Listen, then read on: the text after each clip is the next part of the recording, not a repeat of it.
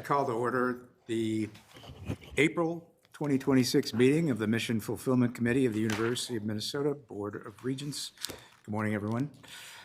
Thank you to those who are joining us via live stream video and those attending in our boardroom here in the Twin Cities campus and via Zoom. Let me also welcome our student representatives for today, Samia Abdul, and from the Twin Cities campus, and Madison Hilliard from the Crookston campus, who is joining us virtually. Welcome to both of you. The first item of business is to review the proposed plan for university enrollment. Joining Provost Ritter to take us through the plan is Rochester Chancellor Lori Carroll, Crookston Chancellor Mary Holmes-Claus, Duluth Chancellor Charles Nees, Vice President for Communications Chris Gotti, and Vice President for Strategic Initiatives Ryan Schmiesing. And before we turn to the presenters, President Cunningham, would you like to provide some comments? Yes, thank you, Chair Johnson, and good morning. You can see this is a team effort, and we appreciate, this affects all of our campuses, and all of our campuses and chancellors are indeed involved and have been working on this. And I thought it was appropriate for you to hear parts of this presentation directly from them, since it's about their campus, and as well as all the people that have been putting it together. So to get into this, as a university, we've made strong progress. This is a board priority to develop an enrollment plan, a system-wide, university-wide enrollment plan to attract students and deliver more for them than any single campus could on their own. We're building a unified enrollment plan across the university for the first time. So while there's a distinctive strategy for enrollment for each campus, we are simultaneously building an integrated strategy that will position each campus and our entire university for long-term success. And in this space, we act as one university. We're hiring a vice president of enrollment management who will lead this process. And we extend much gratitude to Provost Ritter, Vice President Schmiesing, and all of the campus chancellors for their leadership, and the entire team across the university for advancing this work. With this, we look forward to this update. This is a review of this enrollment plan now, and then it will come back to the board for action. I will say it's a moment where there are some still continued tweaks in some of the numbers, so that we will be continuing to update those some in between now and what you see finally in the final plan, but today for review. And with that, Vice Chair Provost Ritter. Thank you, President Cunningham. And our Executive Vice President and Provost, Gretchen Ritter, has a few things to say before we start. So I'm going to dive into the presentation. If we can go to the next slide, please. So today we're presenting the University Strategic Enrollment Plan for your review. The plan includes three primary components. First, the key priority initiatives that we will pursue to create our university-wide strategy.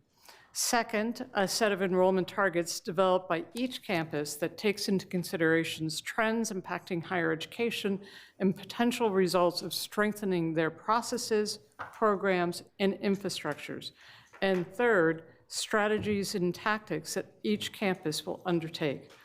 Importantly, I want to stress that today we are focused primarily on in-person enrollments at the undergraduate level. Next slide, please.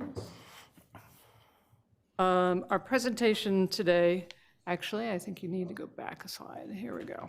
Presentation today will cover four key areas: a review of the process and timelines, highlight of our overall goals, university-wide priorities and initiatives, and campus-specific initial targets and priority initiatives. As the teams continue to do their work, as you just heard from the president, we will refine those goals more, and as is inevitable with a multi-year plan, you will see future refinements on this as well. In terms of process and timelines, in previous meetings, we've shared the process made on a university-wide review of our student recruitment, admissions, enrollment, and retention strategies. We launched this university-wide review in June of 2025. Following campus visits and a deep data analysis last fall, we finalized findings in the early part of this calendar year. We are currently in the phase where campuses are identifying their own specific plans with a final document for your action coming to you in June of this year. And with that, I will turn the presentation over to my colleague, Vice President Schmeising. Thank you, Provost Ritter, Chair Johnson. The work that my colleagues are sharing today is guided by our commitment as an institution of higher education and the role that public land-grant universities play in society. The highest level, the work you are hearing about is to help ensure that we can stabilize and grow enrollment through intentional investment, supporting best practices and proven strategies. We seek to create and strengthen a system that will ensure every qualified Minnesotan has a place on one of our campuses. Robust and contemporary technology, policies, and processes are critical and essential to realizing that vision, and you'll hear more about that today and going forward. Finally, creating a unified marketing strategy that raises the profile and awareness of the University of Minnesota here and across the country, and at the same time elevates the unique strengths of each campus and the outcomes possible for students is part of our strategy. I want to highlight some of the high priority strategies that will underpin our work in the coming years that is already underway, and you've heard about these in some of our previous meetings. We are in the process, as the President said, of hiring a Vice President of Strategic Enrollment Management and aim to have a new leader on board in the coming months. So much of what you hear about today will be led by that person in collaboration with those individuals presenting today and then across all of our campuses. Work has begun to clarify system responsibilities for different offices and units to ensure that we all know the scope of roles and responsibilities and how they help advance our collective mission. Finally, updating student information systems that are the backbone of a great deal of our work and critically important so that we have appropriate access to data and information that informs our decision making. Looking ahead to 2027 and 2028, additional work will focus on developing a single admissions portal that serves all of our campuses and standardizing the application experiences for potential students. We continue to review and strengthen systems and processes to ensure seamless transfer of students internally and then re-engaging our stop-out population that we referenced before. A key strategy that we have shared previously and work is well underway on is to create a unified and integrated enrollment marketing strategy for the University of Minnesota. I'd like to invite Chris Gotti, Vice President of Communications, to share information on this work. Thank you, Ryan, Chair Johnson, and others. We are underway in the process of building that unified integrated marketing strategy to complement the overall enrollment plan. It resonates strongly with two primary recommendations that emerged from the EAB reports and the action items that are ensuing that. Just two things to call out relative to the EAB report. It very much recognizes that the 5 campuses together really perform and form a very diverse enterprise that delivers for students, for communities, and Minnesota's future when working together more than any one campus could do. And the second is that we want to position this as one university with 5 campuses, but each with its own distinct market promise and market potential. It's the brand that we're activating that underlines the entirety of this work. So our objective, in keeping with the recommendations of EAB, is to develop a true unified, integrated enrollment marketing strategies. And that's rooted in partnership with the campuses, the chancellors, the admissions, the marketing communication leads across the entirety of the university to develop a true integrated strategy and define and clarify roles and responsibilities associated with that and allow for activation of strategies that work at the local level and advance broad awareness of and understanding of what the university has to offer in broad new markets, not only in Minnesota, but the nation as well. Thanks, Chris.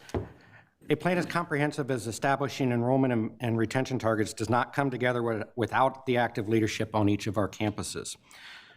On behalf of all of us, I want to extend appreciation to our chancellors, enrollment management leaders, student success professionals, institutional data, and all of those involved in what will be our enrollment plan for the university. As we've shared previously, the extensive review conducted of our enrollment and student success operations identified recommendations for consideration for each of our campuses and a system as a whole. What you see in your materials are strategies that have resulted from those recommendations, some of which were or already are underway on all of our campuses, and others that will be pursued through additional investments. Moving to the individual campuses, for the Crookston campus, you'll see they are projecting an increase in on-campus enrollment with strategic investment and enhancement or implementation of the best practices that we hear about. I would note that Crookston has a robust online environment enrolling approximately 1,200 students today, and as we consider and develop a University of Minnesota online strategy, that campus environment will align and integrate and be a part of the overall strategy. Here we have, at a very high level for each campus, identified a small subset of the areas of priority for each campus, and I'd like to invite Chancellor Mary Holz-Claus to comment on some specifics for Crookston. Thank you, Ryan, and thank you, Regent Johnson and members of the committee. As Ryan just mentioned, we're looking at a number of different strategies, and one strategy that we're focusing on particularly on our campus that's really going to help us with program review and also align programs to meet the workforce needs is our academic program review extensive area, which is currently underway, as you'd indicated. And what we're doing is focusing on those programs, those curriculums that we see have both growth potential as well as providing, as we begin our marketing, what are those specific areas of niche or excellence which we're able to convey across our marketplace. So, and each of us are going to give a few more details about some of those specific strategies. So again, these are other ones that we're looking at, as you can see there on the slide, are increased enhanced buys, name buys, enhanced student success initiatives. We're at 80% of retention from year 1 to year 2. We know that we can grow that, but we need to look at different strategies to make those next incremental increases with that. For the Duluth campus, we do anticipate steady growth enrollment opportunities with target investment. The Duluth campus has been working on enhancing their enrollment operations over the past 2 years and will continue this in the coming years to optimize their work. I would note that not shown here, again, is graduate professional school enrollments on the Duluth campus, which rounds out their overall enrollment picture. I would now ask Chancellor Neese to comment on strategies for Duluth. Thank you, Ryan, and thank you, Chair Johnson and board. Along with the other strategies that we'll all be doing to look at our overall enrollment growth, one of the areas I want to highlight is the efforts at the University of Minnesota Duluth around closing completion gaps. A lot of the efforts and initiatives, often with enrollment, we think about admissions and bringing in new students, but a big focus that all of our campuses will be doing is how do we support the students that we have said we believe in you and we've offered you admission to the institution to help support their pathway and persistence all the way through to complete their degree.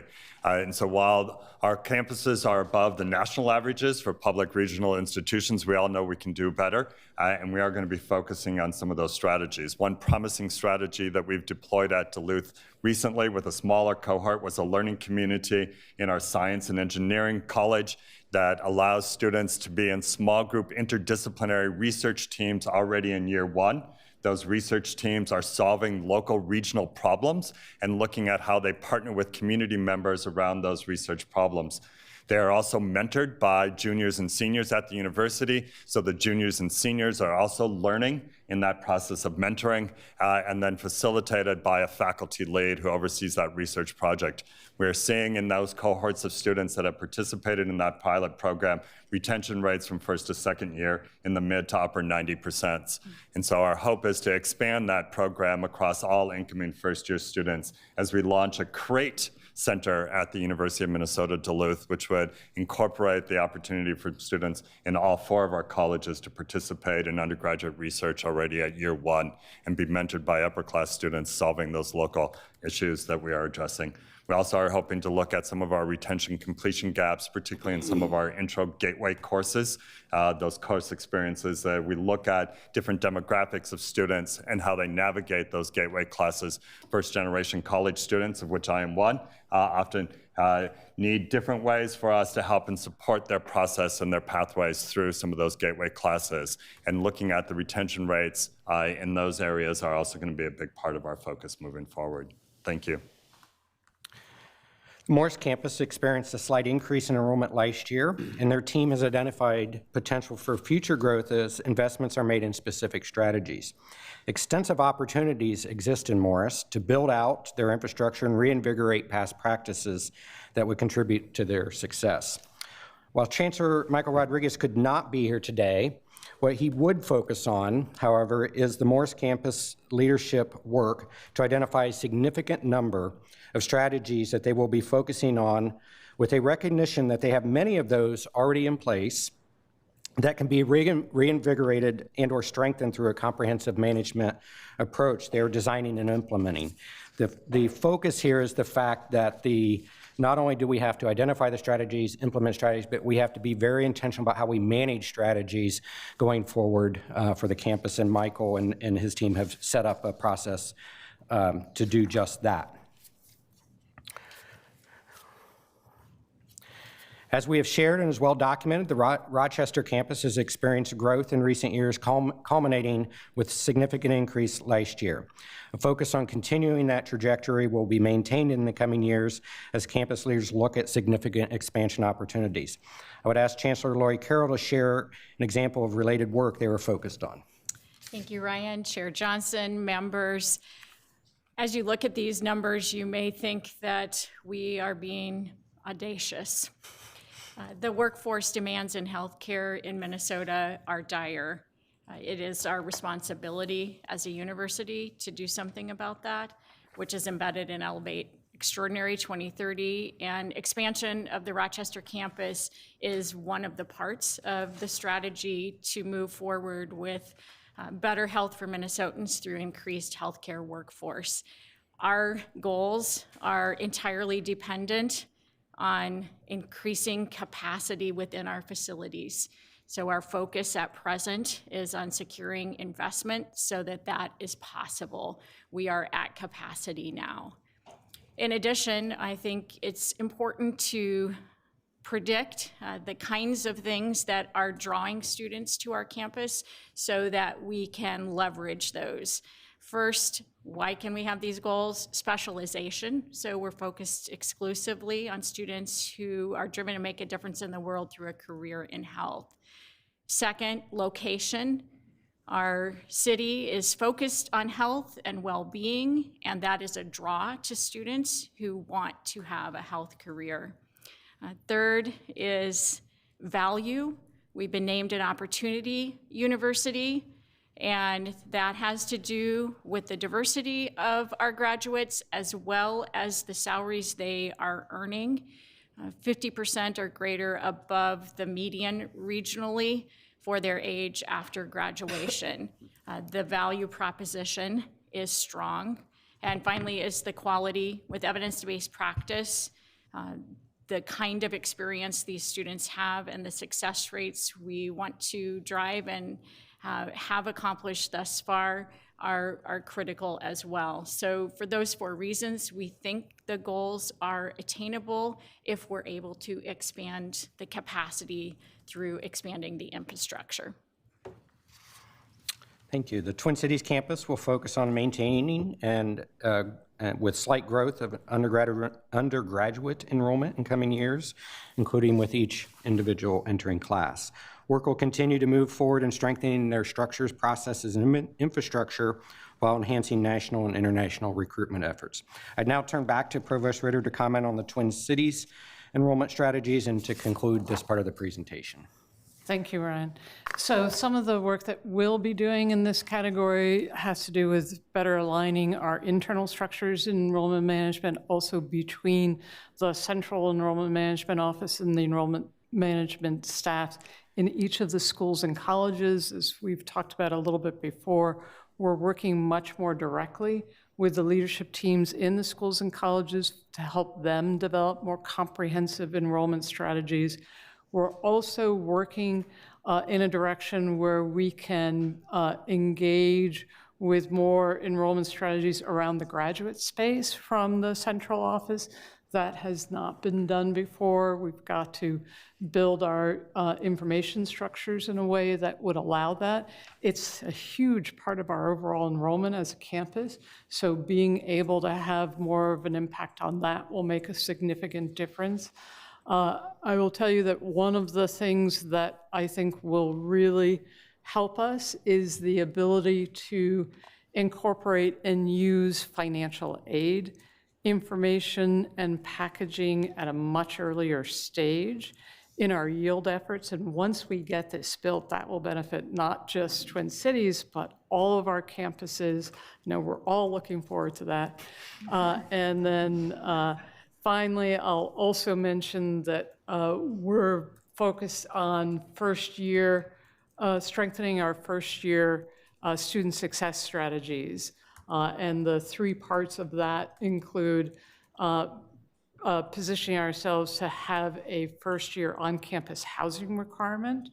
Also really focusing, as similar to what Charles mentioned for Duluth, on gateway courses. There's a set of courses that makes a huge difference in whether or not a student transitions successfully to college. Things like chemistry, calculus, macroeconomics, et cetera. And then also really thinking about civic engagement and dialogue as a common first-year experience. Thank you. Thank you. Before we turn to discussion, I would like to remind the committee members that the enrollment plan before us today is for review and is scheduled to return for action at our June meeting. With that, are there questions or comments from the Regents? Yes. Oh, President Cunningham. First of all, I want to thank the team tremendously. You know, as I'm sure the board appreciates, this is a giant lift. This has been a 15-month or so long process, deep dive into each campus, producing recommendations, producing system-wide overview. So, and is a huge part of who we're going to be as a university going forward. So a really important body of work. Just want to resonate that up. It seems like an hour-long presentation, and we do a lot of those, but this is a little bit different than that. This also fits squarely in our strategic plan. I believe it is imperative 3, number 2, for those of you that don't have it memorized, which is around our workforce. And one of our goals of that strategic plan is indeed implementing our enrollment plan. And this enrollment plan, although we gave you some sort of snacks of highlights today here, you know, in the board memo, there's detailed many strategies at each campus that we will be going through to move ahead this plan, which is indeed different, some reinvigoration of old strategies and some new strategies, and those will all be moving forward. Those will take investment, and they will be part of the investment that we're doing from our strategic plan funds. We will be investing across the university in each campus to be able to do this enrollment plan, which will not be done without investment of real funds on each campus. So that's part of our strategic fund. In our budget, it's part of, will map well to our strategic plan and obviously also this board priority. So a giant body of work, and this is the way that we're moving it ahead. So thank you, and we all welcome questions and discussion. Thank you, President Cunningham. I guess I'll start with a couple questions. You know, obviously we're concerned about enrollment at all campuses. A little less so for the Twin Cities campus and Rochester and maybe even UMD, but for, sorry Morris isn't here today, but I guess for the Vice President, maybe Chancellor Holst-Claus, could you give us some of the strategies for recruitment and keeping enrollment up at Morris and Crookston? Thank you for that question. Chairman Johnson, and as you said, there's a number of different strategies. It's not just one singular thing that's going to make a difference. It's going to increase name buys, working very closely with marketing, and ensuring that people know the distinct value that we bring, which is another piece that we definitely have to market. As we all know, at the University of Minnesota, we are indeed a wonderful value, but again, very, very quiet secret so far. And so working through some of those strategies, always, again, assume that we recruit one student at a time. So the development of that relationship and ensuring that that student is nurtured through that whole admissions process is particularly, and I won't speak totally for Morris, but quite familiar with their campus also, it's important for all of us, but particularly important for those of us that are recruiting in rural areas where that recruitment strategy is both different but also very relationship-based. And so we are looking at, as Provost Ritter said, we're looking at our structures and our processes so that we are in communication and relationship with every potential student. And then, as everybody has mentioned, it's year 1 to year 2 retention is so important. And so are we doing everything we can? I know at Crookston, we had about just shy of about, I think, 69% retention rate from year 1 to year 2.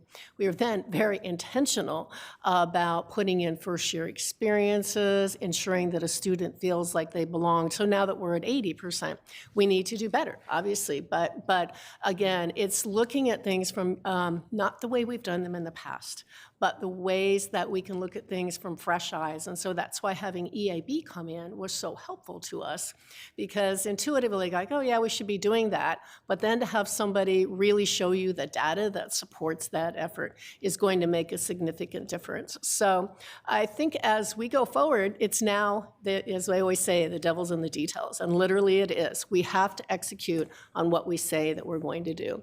I do think if we do that, we will begin to see, significant changes. In fact, we've seen, for instance, in the marketing area, when we start to market, like, oh, they now know that we exist. I mean, and so that literally is sometimes the small incremental things that you can do, as well as a coordinated approach. So all of us are very excited as we're going forward that we're going to be working in this area together. Thank you. Thank you. Vice President? Yeah, Chair Johnson, I would just make a quick comment on Morris. You see in your packet of materials in the draft document, they probably have the most extensive list of strategies. So to reflect a little bit of the Chancellor's comments as we've talked and worked with him, one is to actually set up an infrastructure to manage and lead on those strategies. And they haven't had the type of infrastructure maybe that they need, so they're working on that, and that'll pay huge dividends in many ways. But then there's also some very basic things in terms of how do you use your financial aid in the best way possible to ensure enrollment of students and support them.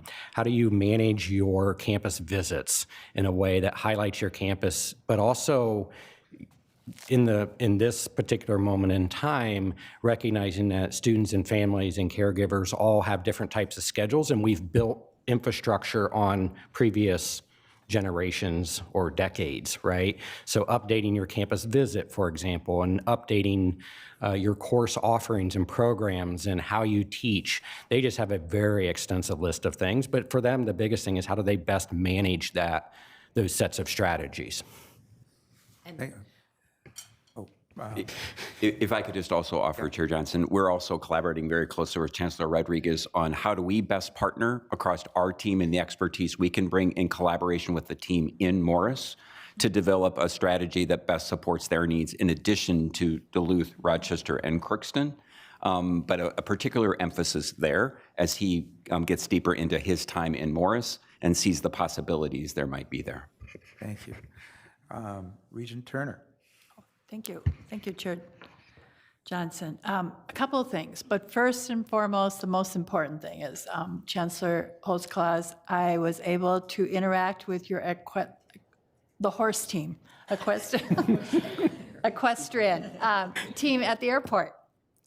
And they were off to, I'll have to check and see if they actually won something from that tournament. All right. They went off to, I think it was Connecticut. So that was really fun.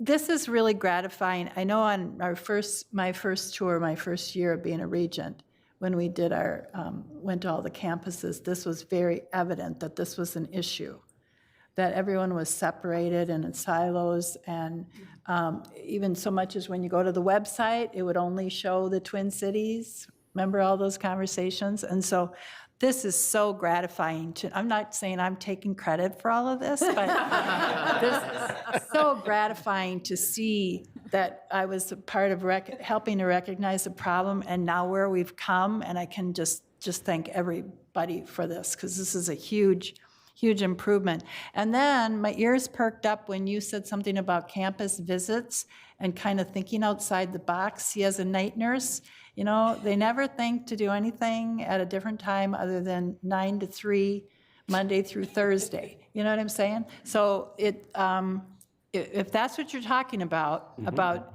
doing campus visits to kind of fit the people on the outside world, kudos. If I could, Chair Johnson, I'd ask Chancellor Carroll to comment on campus visits, because yes, it's the in-person coming to campus, but there's other ways to then accomplish those as well. Chancellor. Chair, members, Regent Turner, you are just right on. I want to comment on what's been passed to me, but also know that for those of us who've been around even longer, to get to this moment of action and coordination is a day of celebration, right? Lots of work, lots of people, lots of input, and a commitment to move forward together on this in a season for higher ed that requires innovation. So very thrilled with you and with my colleagues that we're at this moment. In terms of the visit days, it is really imperative to start the student-centered perspective from the beginning or before the beginning. So ensuring that parents and family and the student have a time that works for them. So if they need to come on Saturday, that we have a vibrant experience for them on Saturday, and that our bookstores are open, and that students are available to talk, and so our faculty. This is a critical, it sounds minor as a tactic, and yet it really matters. And that personalization that was mentioned for Crookston is really important for us all, and figuring out how to scale that, how to use AI to help us with that, and also to have authentic relationships as part of that first visit, really critical. Thank you, Chancellor. Regent President If I may, Cunningham. Chair Johnson, and to your point, Chair Turner, so before I came in 2024, the board recognized that we needed to move in this direction and asked for a university-wide enrollment plan. And, in my first visits, it was one of the reasons I think I went to all the campuses and heard at all of the campuses about this need for someone to oversee that plan. And then this is the embodiment of the action for all of those pieces going forward across the campuses. And it will be an investment, and we will invest. Thank you. Regent Hipsch. Yes, we have to invest in it, right? Investments have returns. That's the good part about that. So it's not going to come as a surprise to anybody that I love this a lot. I mean, this is. I mean, if you want, we have a net migration of seniors leaving every year of about 6,000 out of our state, and I want to keep all those kids back, whether it's at M State or our schools or wherever it is, tech schools, whatever. I want to keep those kids because we need them out there in rural Minnesota. I mean, we have a lot of jobs, and I, there's a lot of things that I'm really excited about. The distant learning. So let's say you're moving to my hometown of Perm and you have a bachelor's degree. You want to get a master's degree. I mean, I had 2 children. One went to Penn State. One got an engineering master's after going to Carlson School, and one went to Johns Hopkins to get public health. Both distant learning. That could have been right here in our state if we had it. And that's just for my own family. I only have 3 kids, So it's like, I mean, take that times me. But anyways, I just really like this. I think that it's gonna pay a lot of dividends. I think we really have to talk to employers and see what they need, because the jobs are changing and AI is changing jobs really fast. And that's, there's a lot of opportunity here. We can't just look at we got to be really creative. The winners in AI are going to really win, the states that win. So we got to look at that too. But I like what we're doing, and I like the fact that we're all working together and credits are transferring, and you have capacity, or you don't have capacity at Rochester, we have capacity elsewhere. Is there a way to make these students, take some of what you're learning at Rochester and put it into our other campuses too? So thank you for your doing this. I think it's going to be huge. So thank you. Thank you. Regent Johnson. Thank you, Regent Johnson. I wanted to be able to say that anyway. I guess there's no confusion otherwise. So thank you very much. This is a great presentation. I just had one question that's sort of on the side of this, that just see if you have perspective, and if it's a bit beyond the scope of this, but would be interesting. So obviously there's a changing kind of marketplace for what students want to study. And there's sadly, less sense of value of a liberal arts education, some of those things, more towards some practical things. Obviously, healthcare is one of them. I just read an article this week, Wall Street Journal had an article that nursing is the fastest, best path toward a middle-class life. And so, you like that? So, those things are happening, and obviously AI and the tech and all those things. So are you, and I think getting enrollment in Rochester isn't difficult because healthcare careers are out there that people are interested in many different dimensions that are offered. And we have schools here, in our academic health center, but many other things. But are you hearing anything along with your communicating with students, what they're looking for and how much that plays a role into where they go or whether they stay, that kind of thing at all? Yeah, fantastic, Chair Johnson and Regent Johnson. Thank you for the question. I think part of what we're looking at is how do we work with the workforce development teams that are around us, right? And so I work really closely with the city's workforce development, the chamber, economic development teams to listen to what they're hearing and what is part of the workforce needs in the area as we think about majors. And part of what Chancellor Holst-Klaas talked about, which is the academic program review process, is a critical part of that. And so it's the work that we are doing to look at the enrollment trends and what students are interested in and what programs they're enrolling in, and what else we are hearing or seeing in the workforce development opportunities that we can then look at adding. So it's a combination of both saying, what is it that we might not need to do anymore, but what is it that we do need to add? And I think historically in higher ed, we've just done the add part, and we haven't done the other part of saying maybe it's time for us to transition out of that and transition that into another way of thinking our existing, right? And I think that the other opportunity for us is a lot of people may not be majoring in philosophy, but the world of ethics and understanding ethics and the work that we're doing is critical. And so how do we rethink and reimagine the work of our philosophers and ethicists in the broader work fields and work development, and maybe incorporating it into all of our academic programs is another strategy and approach. And so I think all of that is part of the conversations as we do that academic program review as part of that work of also looking at what is the consumer interest. It's also how do we package that. And the last thing I'll say really quickly before I pass it over to Chancellor Carroll is the other piece that we're trying to do is look at how do we map the academic experiences with career opportunities. And both the academic experiences as well as the co-curricular experiences to say, in year one, if you're majoring in this, you also may want to think about joining this club or getting this internship and know that these can lead to careers in all these different fields. It isn't always a one-to-one relationship if you major in psychology that you're going to be a psychologist, right? And so what can you also do with those degrees? And I think the more we can lay out some of those career maps helps us to be able to explain to our incoming new students, you can study what you're interested and passionate in and get into this career field that will lead to a great future for you. Yeah. Oh, thank you. I like that.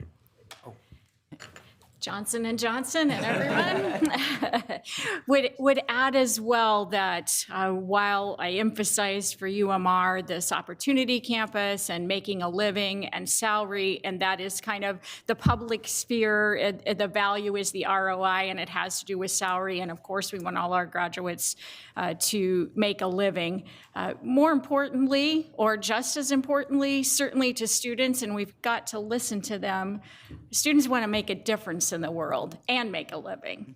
And so their interest may be in solving a particular problem, right? Some kind of experience in childhood or adolescence that motivates them, they are aspiring to change something in the world that may not be the name of a major. If it's hunger or poverty or access to education, the list goes on. So the idea of problem-based curriculum is embedded within our Elevate Extraordinary 2030, looking at how we structure the way that students learn so that we connect to what it is they want to change and who they want to be in the world and the difference they want to make. This being a force for good is something we all agree with, and the names of majors somehow sometimes don't align with that. We want that to translate to get a job and make a living, and importantly, to impact Minnesota communities and beyond Minnesota to make a difference. It's really at the heart of what we do. So we've got to enter into the public narrative about value with a student lens, which is let's change the world. Fantastic. Thank you both very much. That's very encouraging and quite extraordinary, I think. So that's what we want to do. That's great. Thank you. Regent Mohammed. Thank you, Chair Johnson, and thank you all for providing us just a robust update. I think it's really critical when we start really becoming one band and one sound, right? Getting really clear and getting that clarity really early.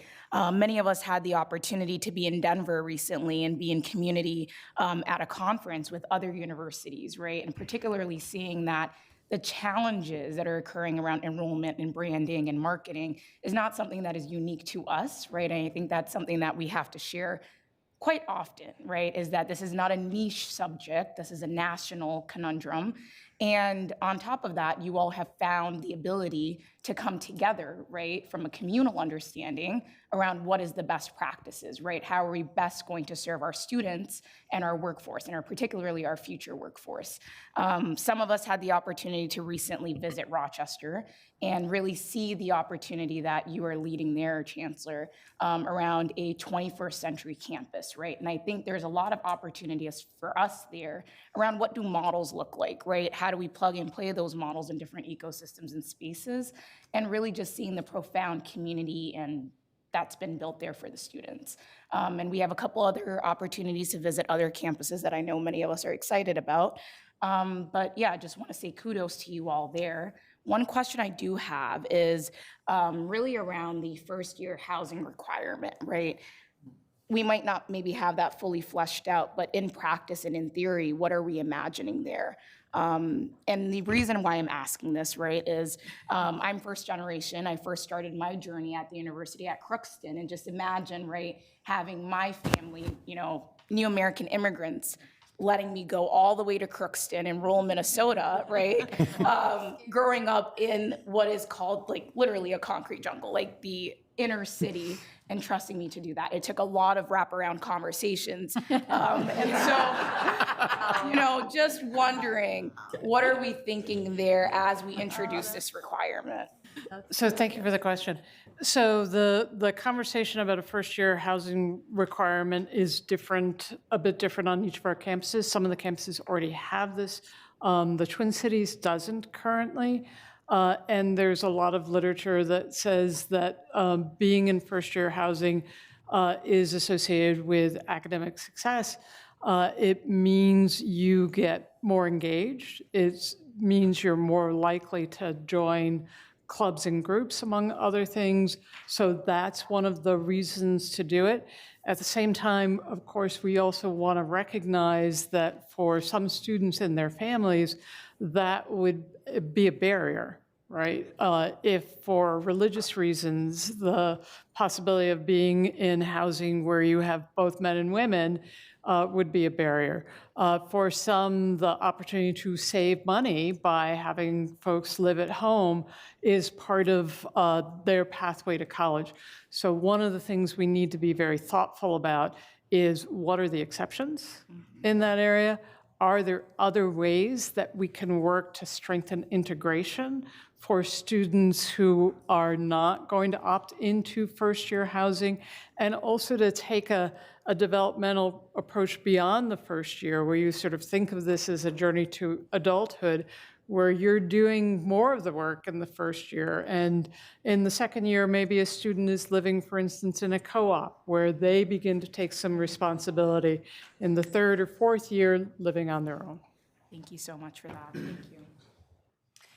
Thank you. If I may, Chair Johnson? Yeah, Just President before, as I have to say, all the momentum that we just said a minute ago about Chancellor Lori and what she says about our students and what they want and the energy and how they want to make a difference, I can't help but mention that it's kind of like they want to leave a future. and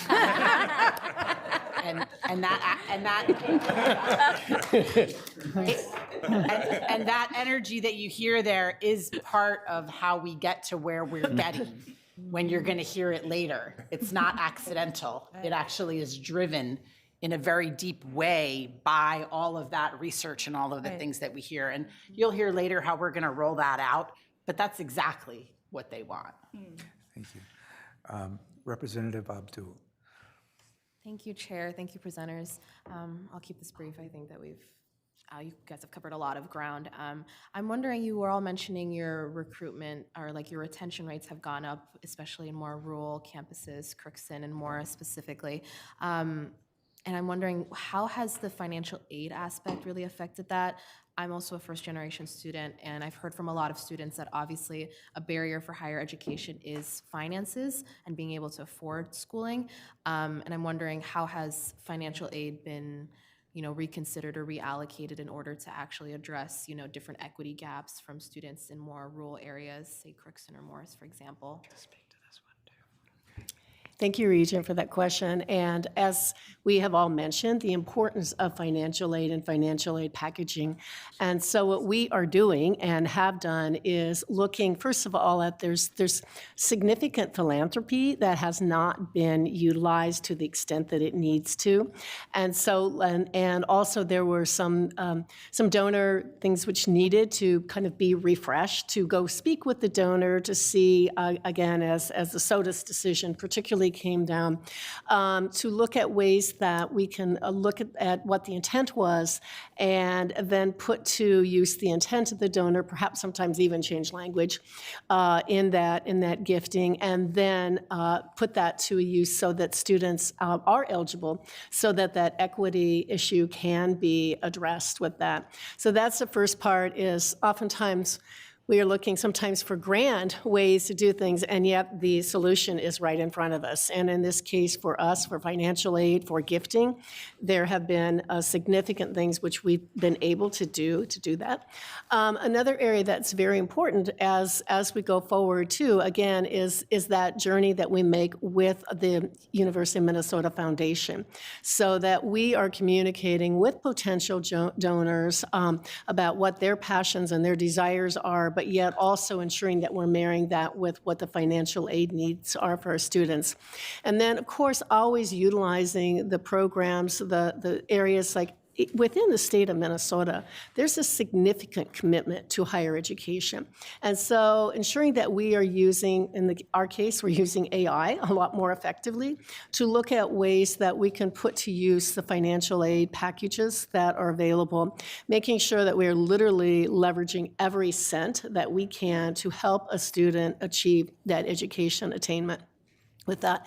And then, as we all know, and I think we're all still navigating the changes in the federal financial aid, and so that's why it requires us to ensure that we are looking at what we currently have and leveraging that appropriately. It's a work in progress.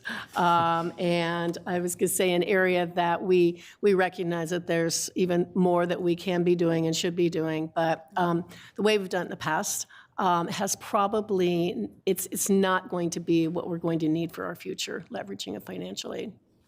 Thank you. Thank you. Thank you. Provost Ritter, then Regent Bergstrom, and then we'll have to wrap it up. It's a great question. Financial aid is a critical part of recruiting students and making sure that they're successful and graduate. We have a great story to tell, and we should tell it better than we do. It is, in fact, the case that at all of our campuses, education is affordable. There are a lot of resources to help support students. At a campus like Twin Cities, fewer than half of our students take out loans, and the amount of average debt for them by the time they're done is less than your average car loan. Think about the impact on a person's life, on their lifetime earnings, on their well-being, on their civic engagement because of that. It is, in fact, cheaper to go to the University of Minnesota now than it was a decade ago. So it is an important concern. We've got to do a better job of telling our story. Thank you. Thank you. Regent Bergstrom. Thank you, Chair Johnson. Thank you to the panel. That was fascinating. Question regarding the retention numbers on each of the campuses, but especially the ones with further history than Rochester. But as you dig into those retention numbers with the students we don't retain, I know demographically there are differences there, especially when you look at first-gen students are harder to retain for various reasons. Not just that demographic, but in general with the students we're not retaining, I'm curious about within this plan, are we looking at different programs like the housing question to help retain those harder to retain students?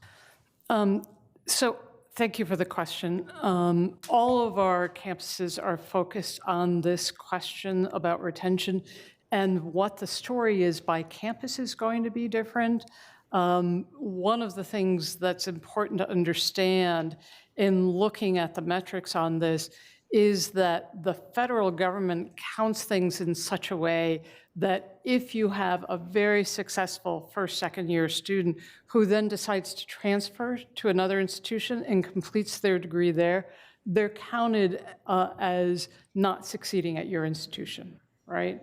So all of these campuses are better than their peer set on average, is one of the things to understand. That doesn't mean there isn't work to do. There's work to do for all of us. And then one other thing I need to call out on your question about groups is Rochester's knocking it out of the park. It is the case on almost every campus that there is a significant difference between students who come from more privileged backgrounds, better high schools, et cetera, and students who come from high schools that might not offer AP classes, where there's not as much experience with going to college. At Rochester, there's no gap between those two groups. I've never seen an institution where that's the case. Maybe that's because student success is such a focus, among other things. Yeah. Anything else? Well, thank you so much to the panel, and we look forward to further discussion in June, and we'll see if we approve the plan. Thank you very much.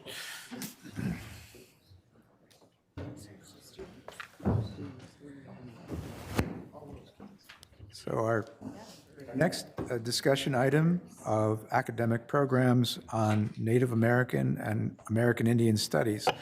I'll also note that tomorrow the board will hear the update on Native American affairs. To present this item, we welcome a panel of members of our university community. Lisa Bruner, American Indian Advisory Board, member of the Crookston campus. Gabe DeRosier, lecturer in Native American and Indigenous Studies from the Morris campus. Elizabeth Sumita Woolman, chair of the American Indian Studies Department on the Twin Cities campus, and Dustin Morrow, PhD student in Ojibwe languages and linguistics on the Twin Cities campus. So I want to welcome the panel and looking forward to hearing from you. I will note that the panel will be facilitated by Provost Ritter, which will be followed by time for questions and comments from the Regents. And I encourage my colleagues to hold discussion until that time. With that, Provost Ritter, please begin. Thank you, Chair Johnson and members of the committee. I'm very pleased and excited to be introducing this discussion about the current landscape and future trajectory of Native American and American Indian studies across the university. This is another story we should be telling more. Our strength in this area is extraordinary. I think it's arguably the case that we are the strongest university system in the country in this area. And you will get some sense of that with the presentations today. As Chair Johnson indicated, we're going to do this a little bit differently today. I'll ask each of the panelists to say a little bit about their work, and then we will have more of a conversation. But before we get to that, just to give you a little bit of a sense of our strength, we've got incredible contributors and programs across each of our campuses. As an example of that, at the Twin Cities campus, we have the oldest American Indian Studies program in the country. It is a program that now offers a PhD. It is a program that is internationally known for its strengths in various areas. It is also a program that has affiliated with it some of our most distinguished faculty at the university, McKnight professors, Regents professors, et cetera. It makes us a better university. With that, I will ask each of our panelists to introduce themselves, provide just a very brief overview of their current work and how it contributes to the university's efforts in preserving history and language, revitalizing culture, and addressing modern injustices. I'd like to ask Ms. Bruner if she could get us started. Thank you. Just with introductions? Okay. Bonjour, hello, Minugishigar. It is a beautiful day. Mayangan Dudam, I am Wolf Clan. Gawababiganaga. I am from White Earth Ojibwe Nation. Wase Wagakwe Indigenous, I am Tornado Woman. My English name is Lisa Bruner. I am currently the chairwoman of the Medicinal Cannabis Control Commission for White Earth Tribal Nation. It's a little hard to hear. Oh. Could move a little closer to the mic, yeah, Pull it thanks. down a little. And I'm very honored to be here with you today with the Regents, President Cunningham, and Provost Ritter. Thank you. My turn. Yes, please. Thank you. Bonjour. I said hello, all my relatives. I like the setting of how we're sitting here, that circle of life, and it never ends. And I appreciate that. Indigo. They call me Red Eagle. Makwan Indotem. I come from the Bear Clan. And I come from Kiwetnung, the north. I'm Anishinaabe. I'm a first speaker of Anishinaabe Muin. I have a long line of ceremonial traditions, culture, song and dance practice. My name is Gabriel, last name DeRosier, and I come from Lake of the Woods, Ontario, Canada. That's where I grew up. I've been with the University of Minnesota Morris for the last going on 16 years now. First as a non-traditional student, and then taking on the role of a language teacher after my graduations and that kind of stuff. So long history there. So I'm very proud to be an Anishinaabe person. And with that, I can elaborate later on. Miigwech. Thank you.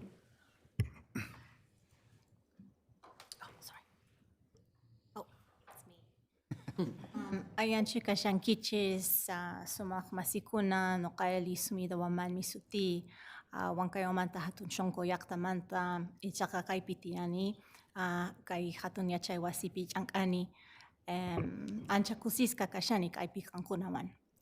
My name is Elizabeth Sumida Waman. I'm Huanca and Quechua from the regions of Huancavelica, Junín, and Cusco from the communities of Hatun Shonko, Huaman Marca, and Vilca. I am a guest here, hoping to move towards being a good relative, as my Dakota teachers would say. And this is my 7th year here at the University of Minnesota. It's an amazing place, a beautiful place for me to call home. And I have the honor of chairing the Department of American Indian Studies.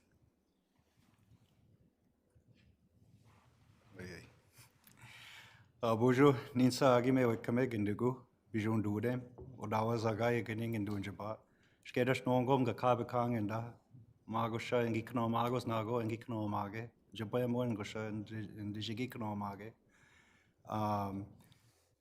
2018 in Goje and Gipe Jauma, the Gikno Magosian, a Jabwemon, Nago, Wenji Ijigishwank, me Asian Academy linguistics, so Jabwemon. So hello, my name is Dustin Morrow. I am Lynx Clan. I am from the Lakudere Reservation in northwestern Wisconsin. I grew up there my whole life, and the language, so I came here. I am currently a student as well as an instructor here. Teach graduate instructor for a 4th year Ojibwe and PhD candidate in linguistics. Great. Excellent. Thank you. I wonder if we could just start a question to all of you. If you could help us to understand a little bit more about your collective strengths and the impact and importance of Native American studies and American Indian studies at the university.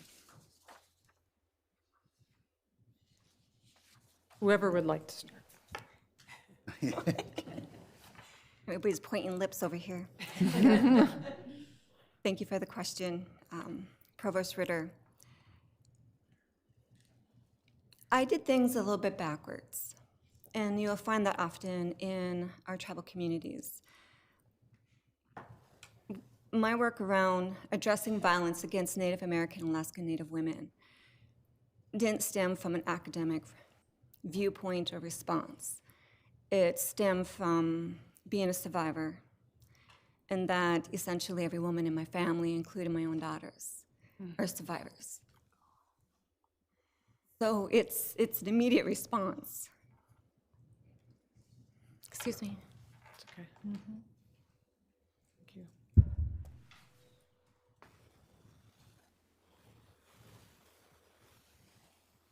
But in that response,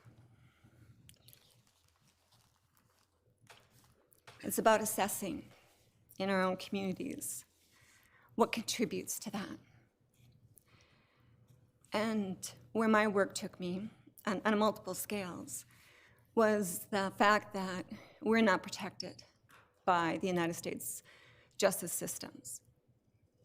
We are caught in between massive jurisdictional complexities. We have to navigate federal Indian law, tribal law, state law. And in the instance that the offender is a non-native on tribal land, we do not have criminal jurisdiction. That was the issue. And that contributes then to the high recidivism rate of violence within our communities, and essentially created a immunity for such non-offenders within our tribal lands. So my work essentially was, we were one of the first, I want to say 13 or 16 tribal coalitions in the country. And we collectively started doing the work on addressing the Violence Against Women Act. And we had gone to the National Congress of American Indians. We educated our tribal leadership. We armed them with little bitty pockets, so when they were going to the Hill, expressing why we needed to have more safety, and especially around the issues of tribes being able to exercise criminal jurisdiction over non-natives upon our own tribal lands. They had the statistics that we are more than 1 in 3 to be victims of domestic violence. We are more than 1 in 3 to be victims of sexual assault. And so with that, one of the public policy outcomes is that in 2013, we essentially completed and won, if you will, and it was a bit of a tussle, where we were able to obtain in the Violence Against Women Act our own tribal Title IX called Safety for Indian Women. And I attest that to the late senator from Arizona. Kane. John McCain. Yeah, John McCain. Because I challenged him on the floor at NCAI in DC about this issue. And he essentially at first kind of scoffed at me, but then you have 500 Indian leaders in the room all going, oh, he knew he did something wrong. Within a couple of months, he drafted a Safety for Indian Women Act, which then became the tribal title within VAWA. But at that time in 2013, we were able to obtain a mini Oliphant fix, where there's a special jurisdiction that tribes are able to exercise criminal jurisdiction over non-natives if they have X, Y, and Z, essentially building the infrastructure of our criminal justice system to be able to do so. And that was significant because we had a lot of people telling us that it could never be done. Well, don't ever tell a bunch of Indian women who have had enough that anything is unattainable. And so we were able to succeed with that. Thank you. So in that public policy work,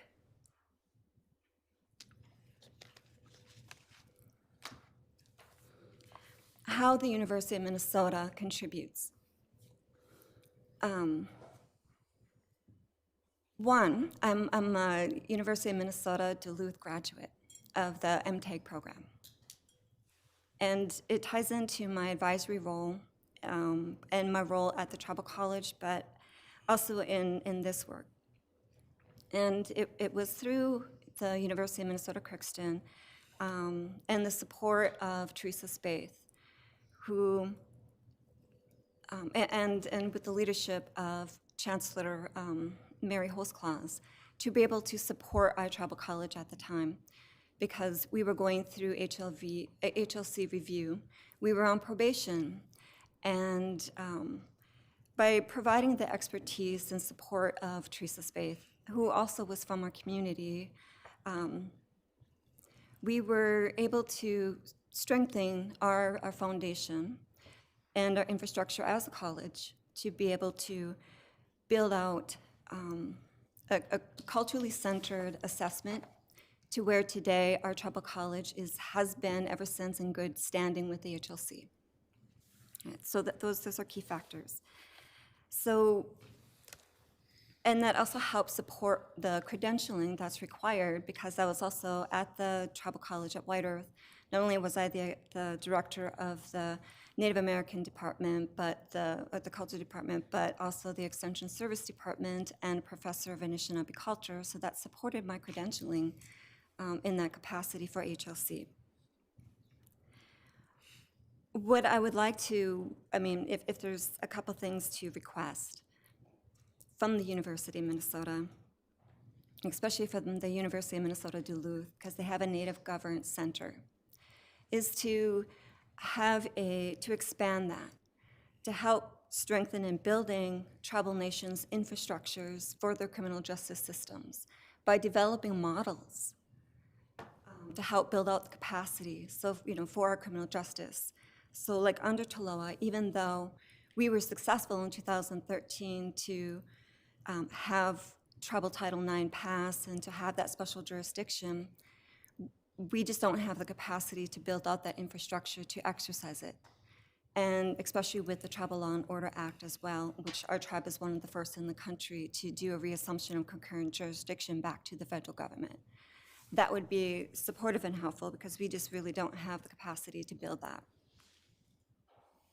So in the realm of addressing the violence against our women, that would help fantastically, because that would support the tribe's sovereign authority to be able to protect the members of their own nation by predators who know that they can come onto our tribal communities, they can rape with impunity, and they know that we cannot touch them.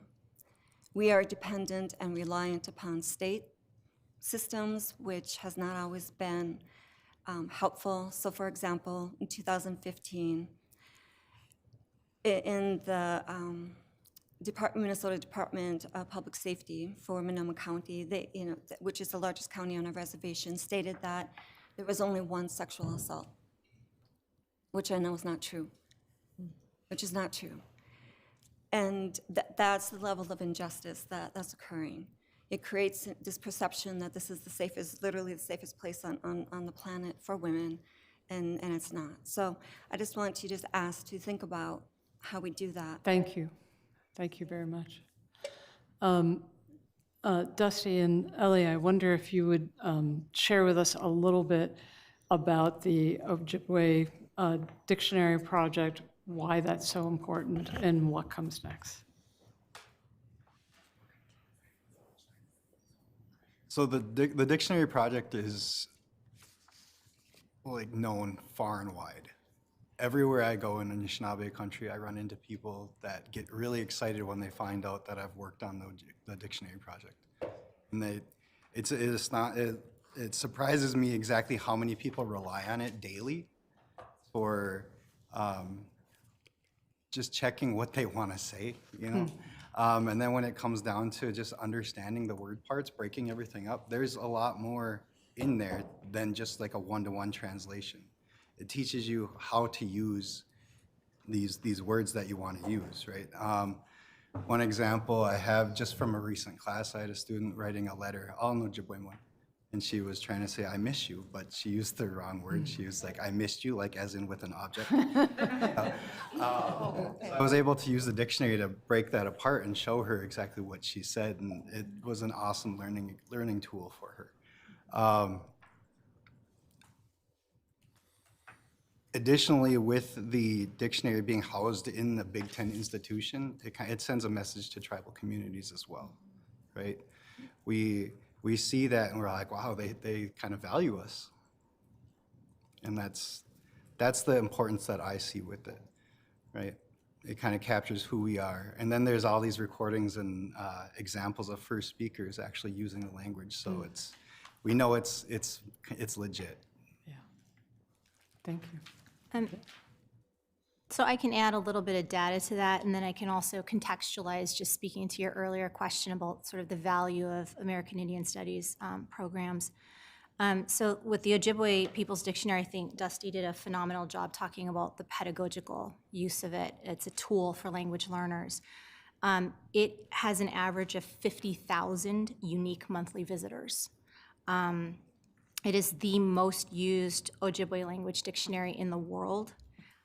Most of the visitors are located in Minnesota and Wisconsin, so if we're talking about state and regional impact, that's critical.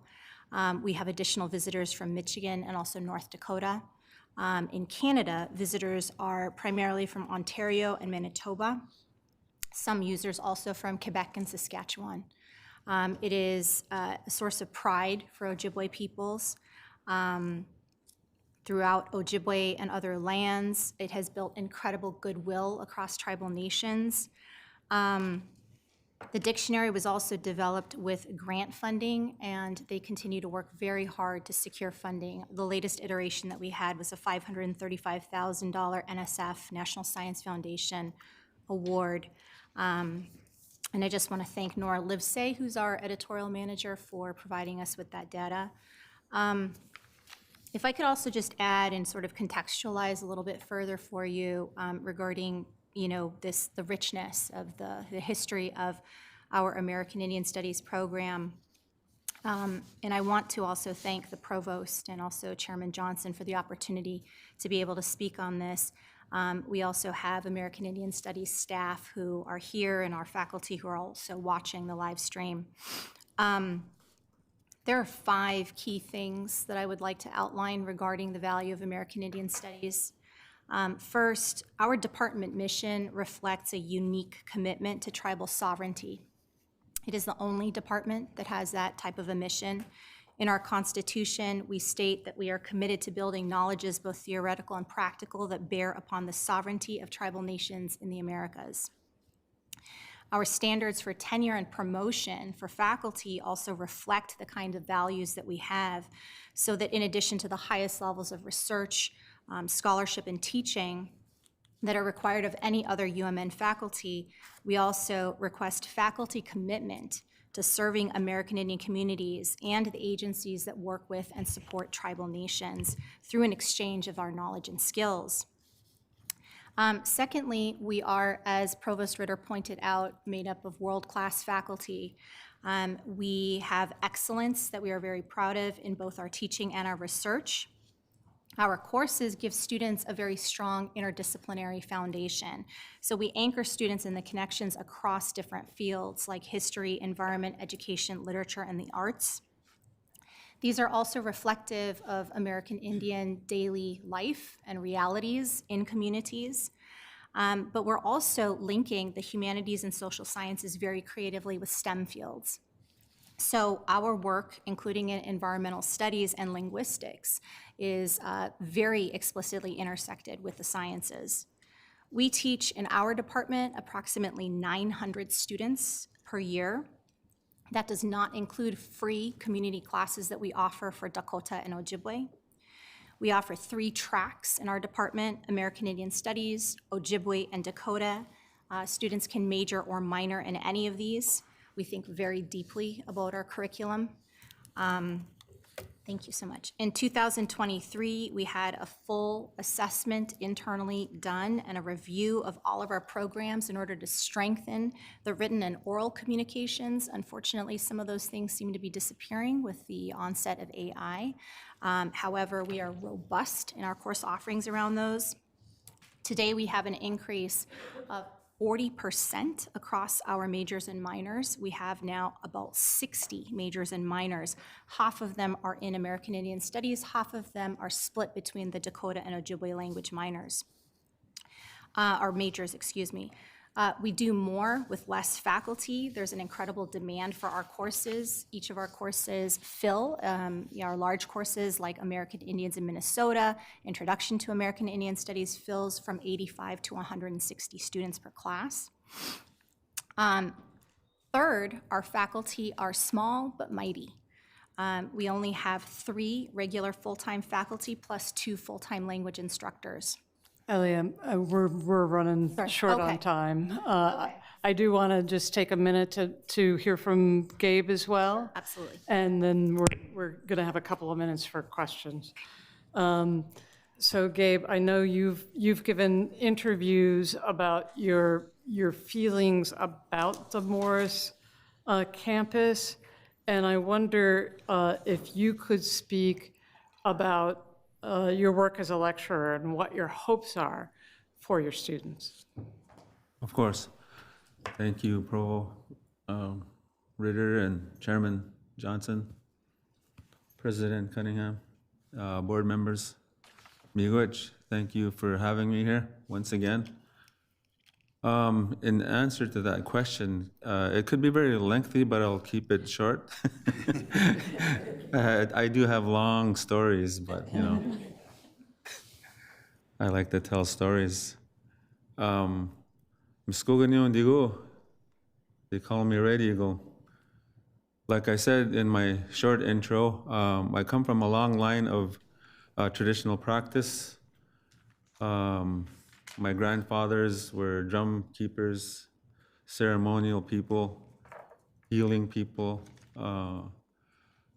song and dance practitioners.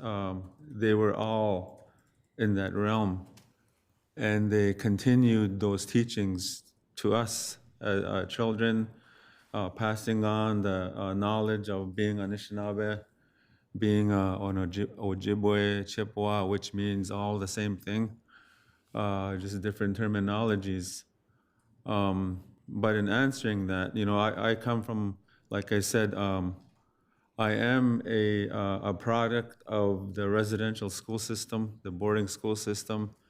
My mother was a survivor of the residential school system up in Lake of the Woods, Canada, along with all of her siblings. And so I am a product of that. I have experienced true to life what impacts it has done to individuals like my mother, all my relatives who were a part of that system. And I've seen the impacts of what the residential schools did to them. For example, my mother and all her siblings, they became alcoholics and died alcoholics. And so a lot of dysfunction as a result. And so I grew up with that.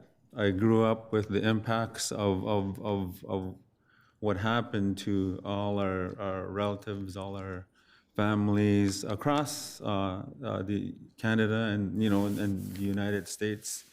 And so I know and understand the disenfranchisement of Native women in Canada, the treaty rights that were taken away through marriage and all that kind of stuff.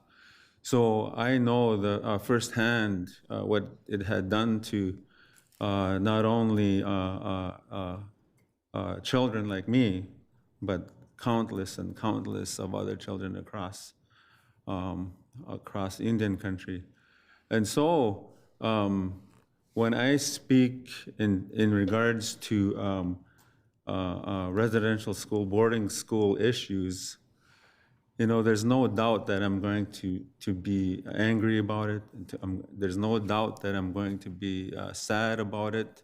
There's no doubt that it's going to bring back feelings of what I went through as an individual, what happened to families, and so forth. So, and when I speak about that, I speak with truth.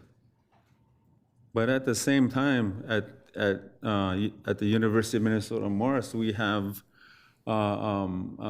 begun the healing process on an annual basis. We have healing ceremonies highlighting the children that were there at one time as a residential boarding school at one time. So we have healing ceremonies now to try and have reconciliation efforts going on to leave that legacy in history, but at the same time honoring them, and at the same time looking for a better future of healing, to try and find that space where we can understand and heal together as a group, as a nation, and also as a campus community. We have wonderful programs that involve this healing process that's going on campus. We have a lot of Native programming going on. We have our Native American student success programs that have created just beautiful programs for students to be a part of that healing, to be aware also at the same time where they're at and what school they're attending and what it used to be at one time, but at the same time to heal and have that understanding. So when I teach language, when I teach song and dance traditions and culture, that is coming from a true experience, a true dynamic of passing on knowledge about Ojibwe history, culture, song and dance traditions and practice, to teach students to be aware, to be a part of something. Because a lot of the students that come to Morris, a lot of the students that come there are some of them are in an identity crisis. They're looking for, like, if they have a Native American background, they want to search. They're searching for that identity. They're asking a lot of questions. So I am there to help along, right along with the staff, at the Native American Student Success Program. So a lot of good things happening there, a lot of programming to have that reconciliation and looking forward into better serving students and their success. Thank you. Thank you. Chair Johnson. Thank you. Buju, Anin. My clan is McGizzy, Eagle Clan. My name is Wabanakwat. We haven't seen a panel like this before, so thank you for coming, and I'm very glad that that this is part of not only been a part of the University of Minnesota's history, but also part of our strategic plan. And I know that Dr. Woolman is one of the leaders of the Strategic Planning Committee, and we have a very bold statement on what we're going to be doing in Native American affairs. So I was just wondering if you give us a brief progress report on how that is going. I know you chair it with my friend Joseph Bauer-Kemper from UMD. Sure. Thank you very much, Chairman Johnson. I co-chair the action team, one of the 20 action teams under President Cunningham with Joseph Bauer-Kemper from the Duluth campus. And we have an amazing 7-person team. We are the only team that actually has an advisor. Karen Diver is our advisor, and I think that speaks to the gravity of what the significance of this team's work is with tribal nations, that it has to be at that level. And in terms of any sort of quick and dirty updates, we represent the majority of the campuses, with the exception of Rochester, which I understand some of their initiatives are newer. We expect to be in communication with folks at Rochester, but we have very strong representation, of course, from the other 4 campuses. And the work that we are doing currently is really around identifying the ways in which the different campuses ought to be connected and how their visions can be unified under really big programming that has already been piloted or already viewed as successful in these different areas. There certainly is, I think we are probably the only team that is addressing harms, past harms, and the meaning of healing. I think we're hearing that, anything Native studies, anything having to do with tribal nations isn't just about the superficial layers, but it's about the different histories that people feel very closely in their families. Our team members and the students that they represent are no different. So the work that we're doing is really around that visioning, co-visioning across the different campuses. A very heavy emphasis on research, a very heavy emphasis on health, development of health services and training, respectfully training folks to work with Native folks and allies to work with Native rural populations. A very strong emphasis on educational pathways that have all of our campuses sharing. Thank you. And just for Lisa Bruner, MTech grad from UMD, I think a lot of folks don't know that state law requires that there be American Indian advisory boards on each campus of publicly funded universities. The University of Minnesota was kind of not paying attention to the law for a long time now. They are, so that's good. What does your advisory board do with regard to Crookston? It's a full capacity of one, looking at what kind of supports can the University of Minnesota Crookston provide to all students, especially Native students, but collectively all students, and to support cultural knowledge and education, providing different experts from our communities to provide those, different types of cultural teachings that are hands-on, just to help broaden the other students' understanding of who we are as a people, and to strengthen that and to support that identity, especially for our students on campuses. I often hear when our students are going to different colleges that how alone they feel, and it's important to be able to have that cohort. And I know that's one thing that University of Minnesota Crookston has focused on. And so, and that comes from relationship building and to the leadership. So for Chancellor Ho's class, she listened, and not only to what our recommendations were, but also to what our concerns were, because there was a certain mural that needed attention. And what it depicted and the impact that it had on students and just us as Native people in general. And what was the compromise, right? To how do we look at that? So, and from that relationship building comes trust, and that takes time to build. And the other is, again, is the extension of reaching out to the universities, but also, to our tribal communities, to our tribal colleges. But the other would be the Vidin Center and the Economic Development Agency, which was previously, the director was Jacob MacArthur, who's an enrolled member of White Earth.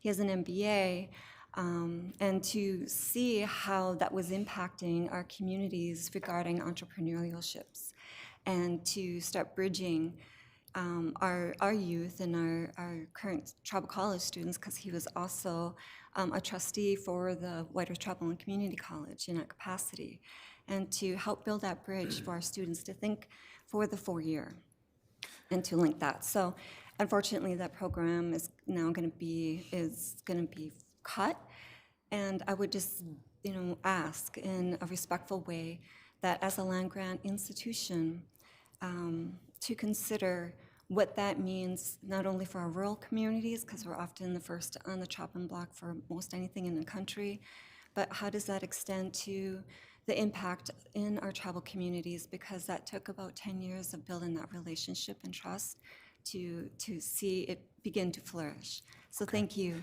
Thanks. Real quickly for Dustin Morrow and Gabe DeRosier. I know this will be tempting to talk for a long time about, but why is it important to preserve the Dakota and the Ojibwe languages?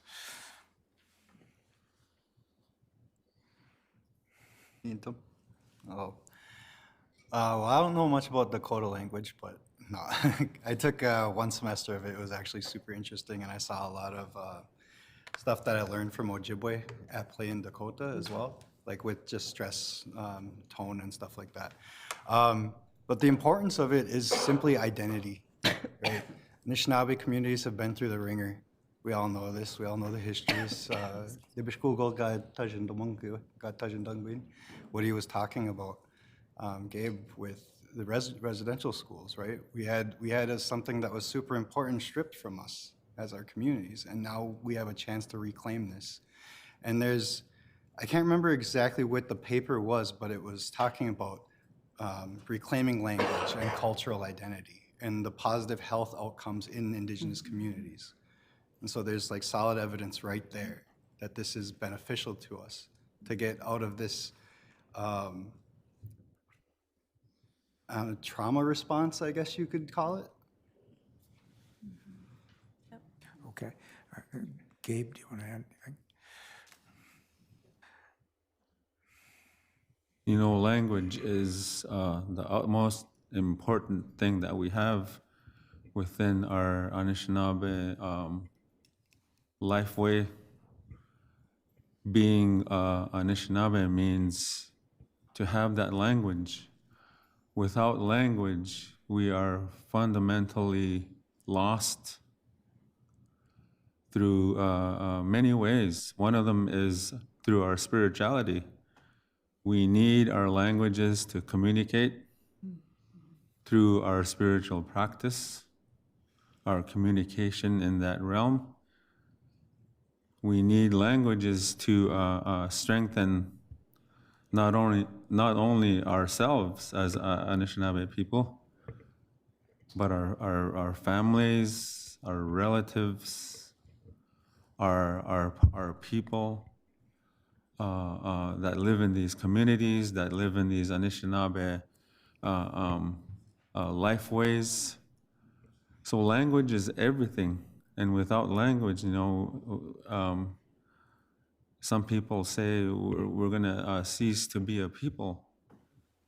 And in many ways, that could be true, because without language, it's for me as an individual, I'm a first speaker. I didn't start speaking English till I was 6. And it was at the tail end of the residential school system in Canada. I went to a Catholic school.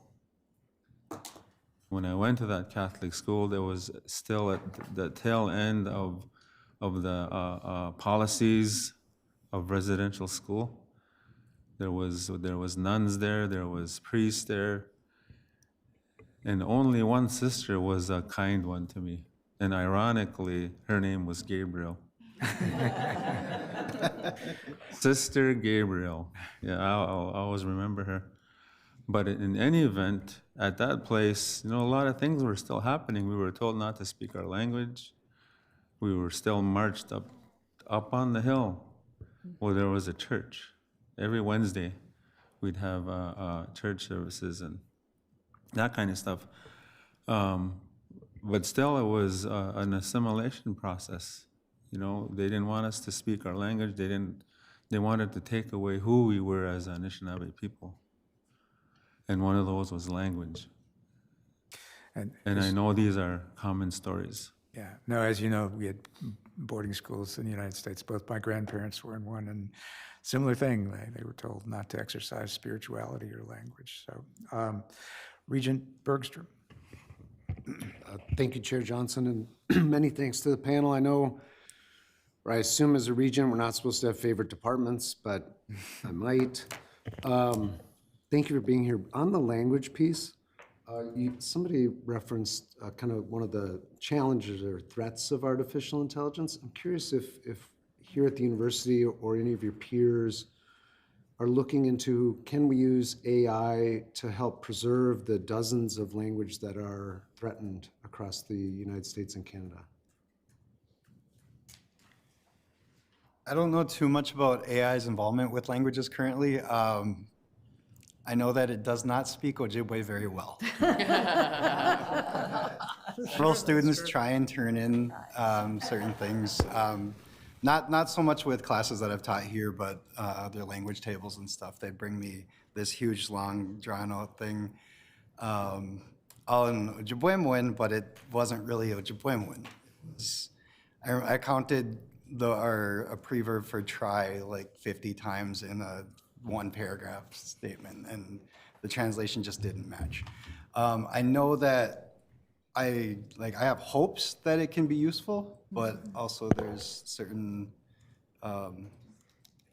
things going on with AI that I feel need to be resolved first, like its consumption of our water and stuff like that. So as of right now, I think it's just what me and Gabe are doing. That's what's gonna push it forward. And I would just, am I allowed to add? Okay. Thank you for the question. I would just add that there's nothing that replaces the in-person instruction, not even Rosetta Stone. So there's a lot of work being done on language reclamation and online language learning that is very valuable, especially for Indigenous learners who are in the diaspora, not in their homelands, and who don't have access to learners. But just even sitting here, the richness of the stories that, for example, Gabe is telling that cannot be replicated by AI. So in terms of, and also with language instruction, also as an Ojibwe language learner and a speaker of my own language, when you're sitting there learning a language from a speaker who has incredible memory and connection, there are stories that just come out spontaneously, and those are such a critical part of the learning of values that go with language as well. We're also doing a lot in our department and revitalizing. We're working with the Dakota Language Alliance for the tribal colleges. So we will be working with Fort Peck Tribal College to revitalize a 6 tribal college, Oceti Shakowin, that's the Dakota, Lakota, Nakota peoples, working with them to strengthen those pathways between Dakota language learners and the University of Minnesota.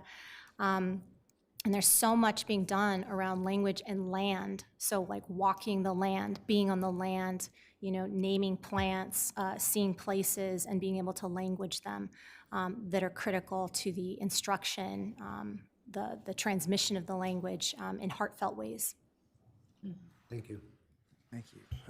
Regent Mohammed. I just want to start with thanking you all for trusting us with your stories, right? I think there's a lot of lessons to be learned just around community. One statement that comes to mind for me in my own mother tongue is Afka Gahoya Wala Mahuran, right? Like the mother tongue is essential to livelihood, right? It is the essential to the ability to know self. And so I think in many points I got really emotional and when you were all sharing your stories. But one part that actually comes to mind for me is around what are we offering, particularly as a university, right, as a campus, to ensure that as you all are taking on the path of being the leaders that are showing up for the community and taking part in this healing and reconciliation process, what avenues do you have within your own healing journey, right? Like, do you feel like you have the agency and the support there from us to be able to actually show up fully for the students in the community that you're offering these services to?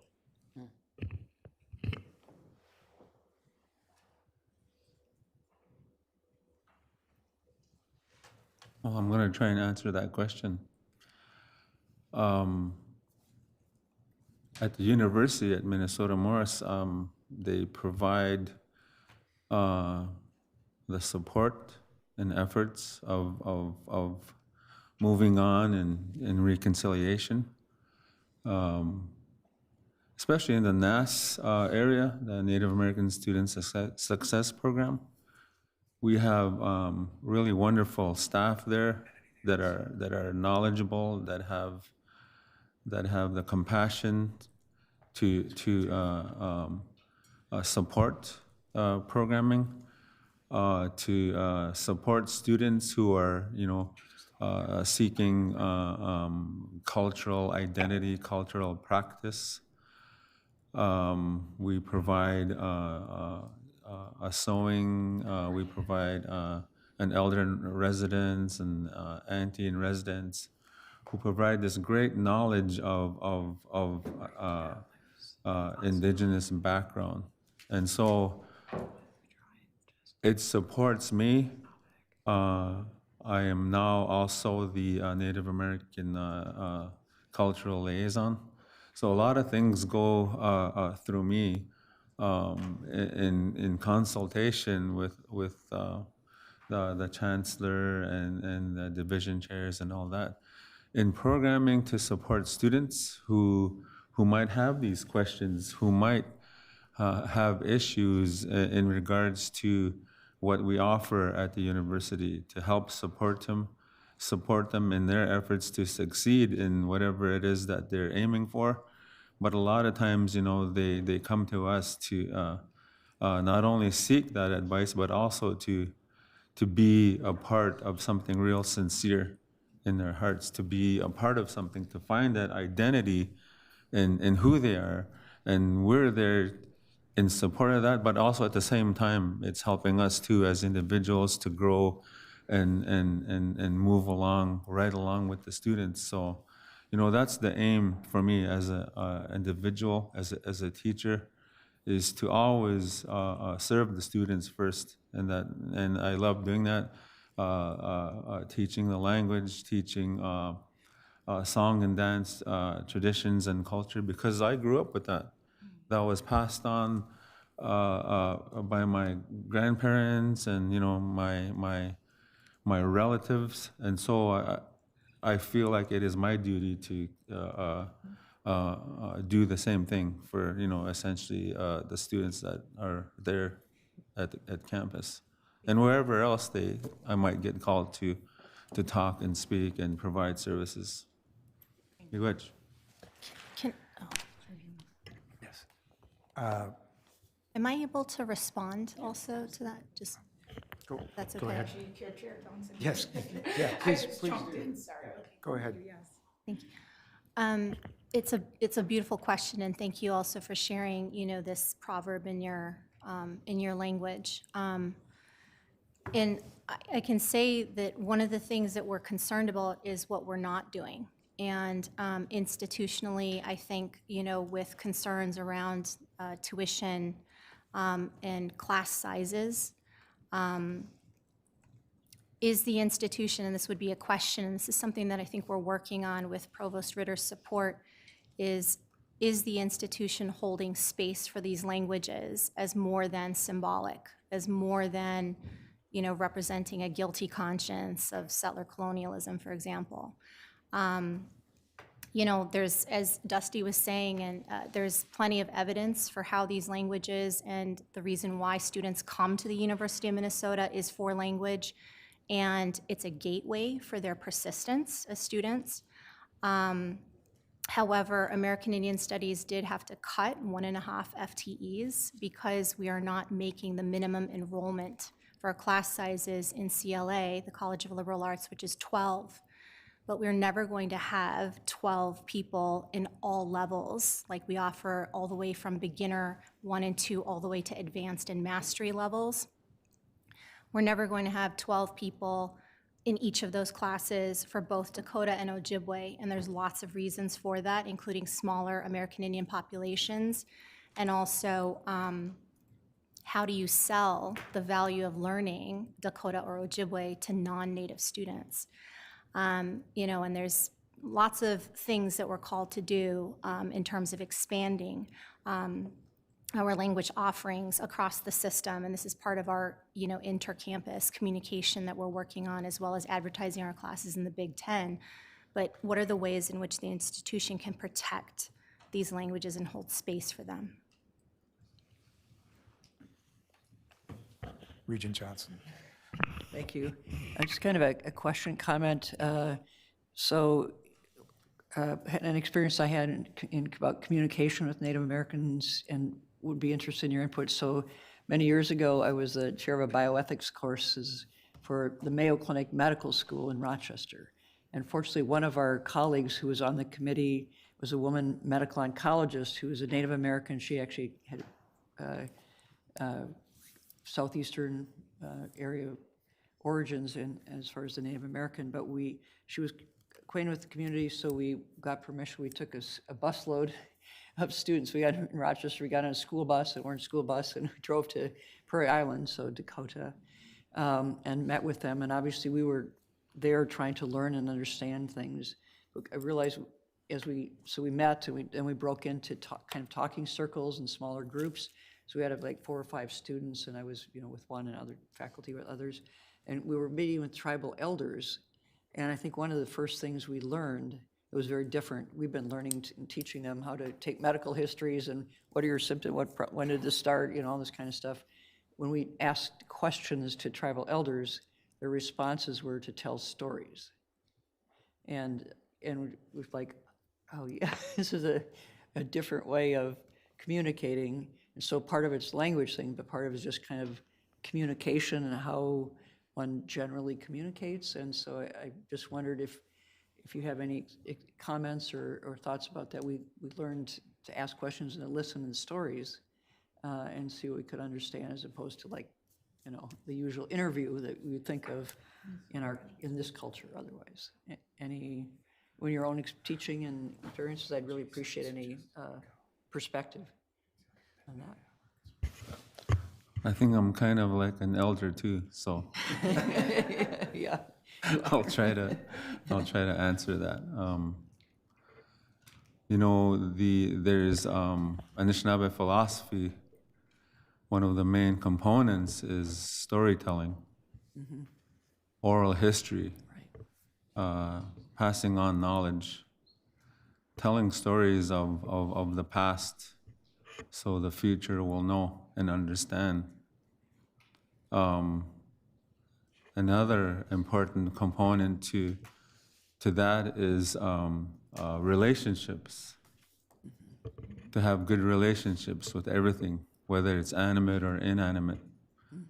We have a relationship with everything. Another piece would be that reciprocity. When we do our ceremonies, we need to gather our herbs, our medicines. And so when we do that, we always have to give back something, reciprocity. Put a sema down, put tobacco down when we take things.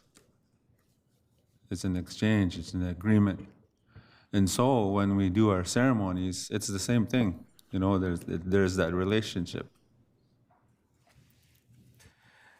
No, thank you. We're a little short on time, but very grateful to this panel, Jimmy Gwetch and Gigawabaman. We hope to hear back from you, especially on the with regard to the strategic plan. Did you want to say anything? Just thank you. Okay. All right. Thank the panel.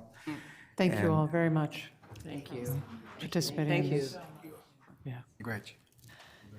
And this has been such an important and worthwhile conversation. I'm going to apologize to our next panelists. We don't want to have you rush. So if you're willing, we'd love to have you come back at our next Regents meeting. And we're going to just finish up a couple of items that we need to do today. And then we'll take a little more time to explore what we're doing in the online learning space at our next meeting. So thank you for that.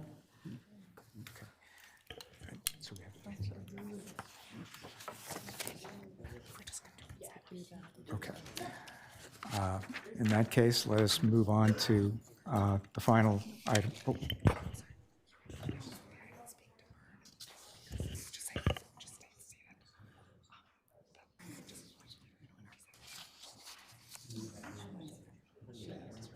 Yeah, the online program will be deferred to a future meeting, and we'll move on to the final two things.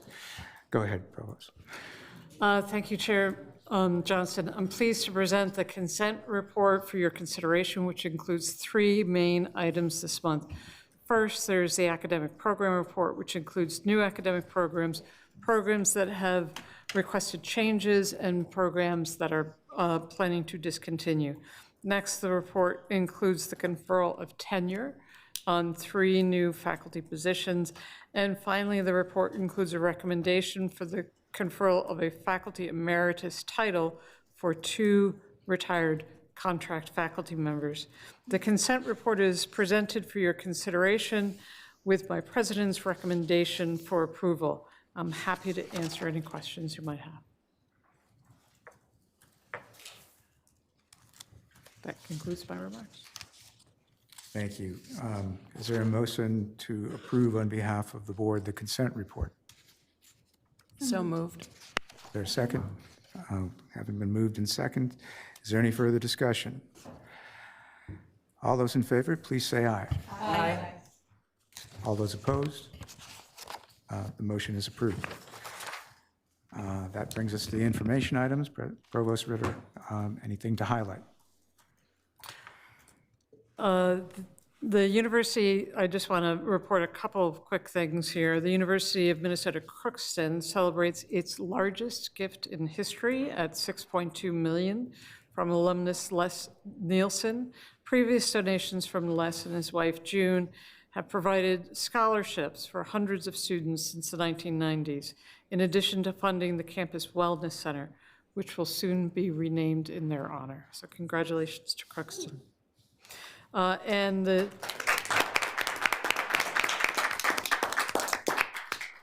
University of Minnesota Medical School has received a $2.3 million gift to support Native Americans into Medicine program, a longstanding program dedicated to increasing the number of American Indian and Alaskan Native students entering the health profession. And as we have heard, there's a severe shortage in the health profession, especially in serving certain communities. So this is a program that makes a real difference.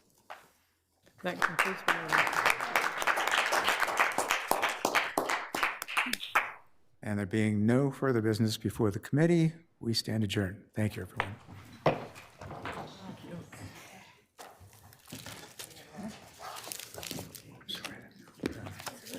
Good to see you, yeah. Are you back in the afternoon? Okay.